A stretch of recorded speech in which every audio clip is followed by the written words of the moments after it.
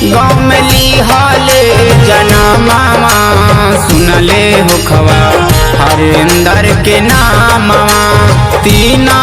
सूत्र दिहाले गया नामा सुनले होखवा साहब के नामवा हरेंद्र के नामवा हो साहब के नामवा हरेंद्र के नामवा हो साहब के नामवा अमलोरी गाँव में लिहाले जनमावा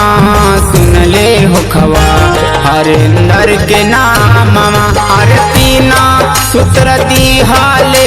गया नामा सुनले होखवा साहब के नामवा।